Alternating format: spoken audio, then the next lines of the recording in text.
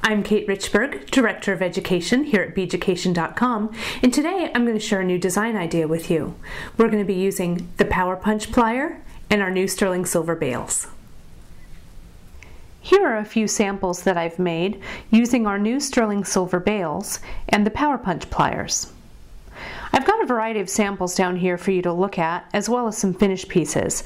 Let's actually take a look at the finished pieces to start with, and then I'm going to work my way backwards and show you some of the components and how you might put those together. Here I have a pair of earrings that I've created and a necklace that's stacked with a variety of blanks. This earring is created out of a variety of components. I have this sterling silver bale here, and hanging from the sterling silver bale are two blanks that I've stamped. One is just a random stamping using the period design stamp, and the other I've used the bird and the half sun, and I've used a little flat back Swarovski crystal that I've glued right in place. And I think it really makes for a terrific and dramatic earring design. This bale is just attached to the ear wire using a jump ring. I also wanted to share with you how we attach this Swarovski crystal flat back to this blank. It's actually pretty simple. The blank starts out as a simple blank, just like this. You don't need to drill a hole or make any kind of indentation to hold the crystal. All you do is simply add a little drop of hypotube cement, not too much because you don't want the glue seeping out beyond the edges of the crystal. And just go ahead and position your crystal right over that drop of glue, drop it down, press it. I press it either using a little Q-tip or my fingernail, and then I let it sit undisturbed for 24 hours.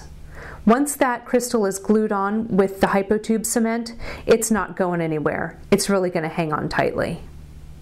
The necklace is created by stacking a variety of blanks right into that little silver bale. And you can see they're treated in a variety of ways. This first one has been stamped and dapped, and also that large hole has been put in it with the big Power Punch plier.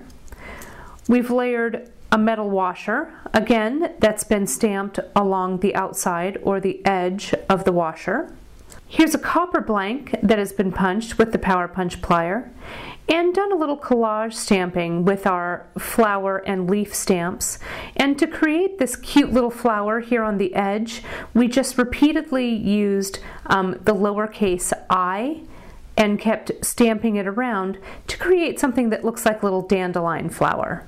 And then we finished it off by cutting a hole in the small blank using the Power Punch plier and dapping it and curving it slightly in the dapping block.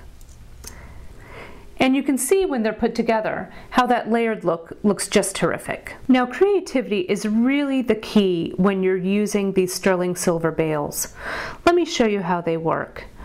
This one is a really cute little flower design here in the front. And then we also have a really cute little bird design.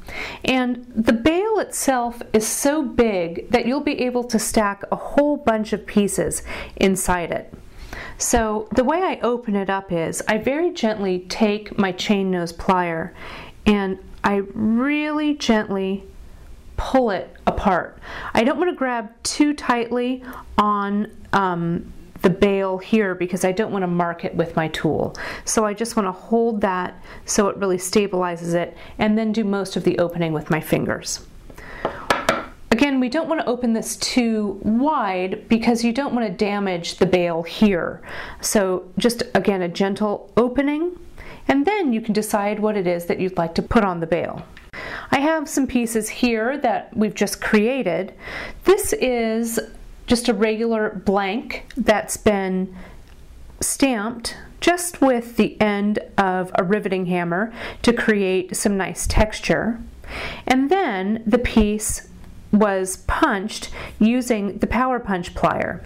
Now if you'll notice, I want to bring this really close up because I want you to see the shape of the hole.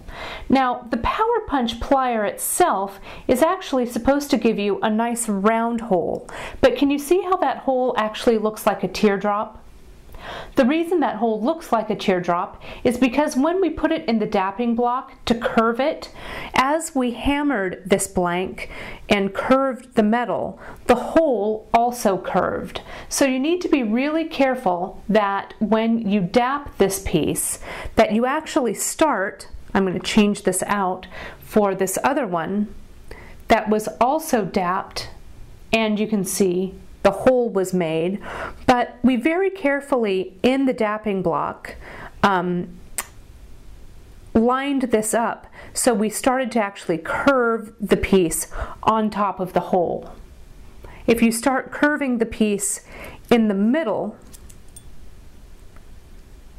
it'll give you that teardrop shaped hole, which might be a great design element, but you want to be able to make sure that you like, the shape of the hole that you get after you dap. So with the variety of pieces that we've dapped and that we've stamped, we can just go ahead and collage any of these units right onto this little bale that we like here. So I'm going to start. This is just a large oval blank, again punched very large with the power punch plier. I'm going to, and actually what you need to do is you need to start by putting the one that you want in front first. So I am going to maybe start with this curved heart to see what that looks like, and maybe then I'll slide on this oval washer, and then to back it all I'll slide on this oval piece. So you can see how it really does look like a little collage. You're just deciding what little pieces that you like. Now you can see on this little heart here at the bottom, I also punched a hole with our regular oval hole punch plier, and that's a perfect little place to hang a wire wrapped bead or a little embellishment at the end. Once you find a pattern that you like, just go ahead and squeeze the bale shut. I usually just use my fingers so I don't damage the metal with the plier. And then to bring those two little holes in alignment, I just go ahead, get the tips of my needle nose plier and squeeze it just a little to bring those loops into alignment.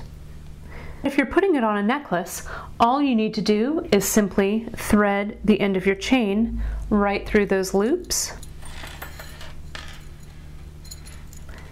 and you're ready to go.